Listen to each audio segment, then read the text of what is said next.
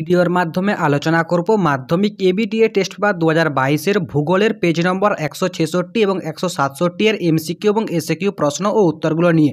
তোমরা দেখে নাও যে ভূগোলের পেজ নম্বর 166 এবং 167 যে এমসিকিউ এবং এসএকিউ প্রশ্নগুলো আছে তার উত্তরগুলো তোমরা দেখে নাও। প্রথম প্রশ্ন রয়েছে, শুষ্ক অঞ্চলে যে বহির্জাত শক্তির প্রাধান্য থাকে তা হলো নদী। তারপর 1.2 রয়েছে, নায়াগ্রা জলপ্রপাত সৃষ্টি হয়েছে সেন্ট লরেন্স নদীতে। 1.3 রয়েছে, হিমশিড়িতে সৃষ্ট হ্রদকে বলা হয় প্যাটার্ন স্টার হ্রদ। পরের প্রশ্নটি রয়েছে, মরু অঞ্চলে গড়ে ওঠা লবণাক্ত জলের হ্রদগুলিকে বলা হয় প্লায়া। 1.5 রয়েছে, মালভূমি থেকে উৎপন্ন একটি নদী হলো দামোদর। তারপরের প্রশ্নটি আছে, আয়তনের বিচারে ভারতের বৃহত্তম অঙ্গরাজ্যটি হলো রাজস্থান। 1.7 রয়েছে, ধৌত প্রক্রিয়া দেখা যায় ল্যাটেরাইট মৃত্তিকায়। তারপর রয়েছে, ভারতের বৃহত্তম উপহ্রদ হলো অপশন ক অর্থাৎ চিল্কা। 1.9 রয়েছে, উত্তর ও দক্ষিণ ভারতের জলবিভাজিকা রূপে গণ্য করা হয় অপশন গ অর্থাৎ বিন্ধ্য পর্বত। 1.10 রয়েছে, আম্রবৃষ্টি পরিলক্ষিত হয় দক্ষিণ ভারতে অর্থাৎ অপশন গ। পরের প্রশ্নটি রয়েছে 1.11, ভারতের শুল্কমুক্ত বন্দর হলো কান্ডালা অর্থাৎ অপশন গ। 1.12 রয়েছে, কলকাতা ও মুম্বাই যে সড়কপথটি দ্বারা সংযুক্ত হয়েছে তা হলো NH6। পরের প্রশ্নটি আছে, ভারতের সর্বাধিক জনবহুল রাজ্য হলো উত্তরপ্রদেশ। 1.14 রয়েছে, ভারতের প্রধান প্রশাসনিক শহর হলো দিল্লি। এরপরে যে শুদ্ধ এবং অশুদ্ধগুলো আছে সেগুলো তোমরা দেখে নাও। প্রথমে রয়েছে, অবঘর্ষ প্রক্রিয়া বায়ুর কাজের প্রাধান্য বেশি থাকে, এটা শুদ্ধ।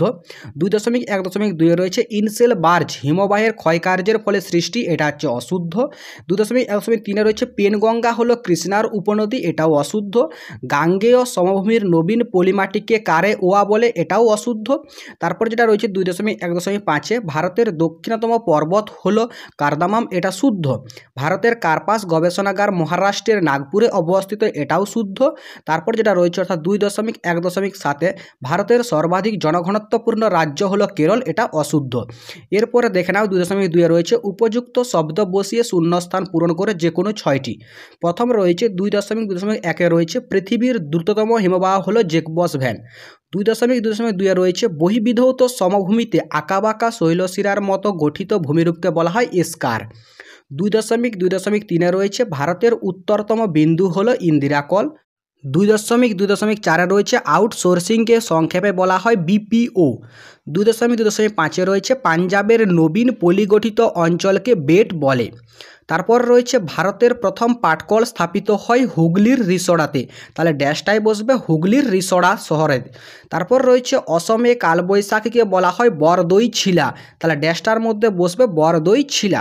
তারপর 2.3 প্রশ্ন রয়েছে, অর্থাৎ তোমাদের এখানে একটি বা দুটি শব্দে উত্তর দাও যে কোনো 6টি প্রশ্ন। প্রথমে রয়েছে 2.3.1, ভারতের বৃহত্তম হিমবাহের নাম কি? ভারতের বৃহত্তম হিমবাহ হলো সিয়াচেন। 2.3.2 রয়েছে, ক্ষয়সীমা ধারণার প্রবর্তককে? ক্ষয়সীমা ধারণার প্রবর্তক হলেন পাওয়েল। তারপর রয়েছে, জলপ্রপাতের তলদেশে সৃষ্ট গর্তকে কি বলে?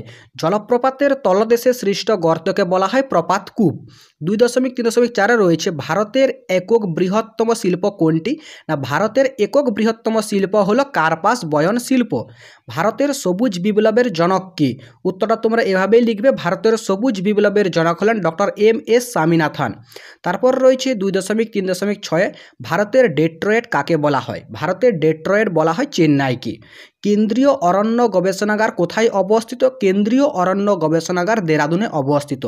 এরপরে 2.4 রয়েছে, বাম দিকের সাথে ডান দিকেরগুলি মিলিয়ে লেখো। প্রথম রয়েছে বিজ্ঞাননগরী, বিজ্ঞাননগরী হবে অপশন টি অর্থাৎ বেঙ্গালুরু। তারপরে 2.4.2 রয়েছে জোরহাট, জোরহাট হবে হচ্ছে চা গবেষণাগার। তারপরে রয়েছে টিস্কো অর্থাৎ tata iron and steel company, এটা হবে 4 নম্বর অর্থাৎ জামশেদপুর। তারপরে 2.4.4 রয়েছে স্বাভাবিক বাঁধ, এটা হবে হচ্ছে 2 অর্থাৎ প্লাবন সমভূমি।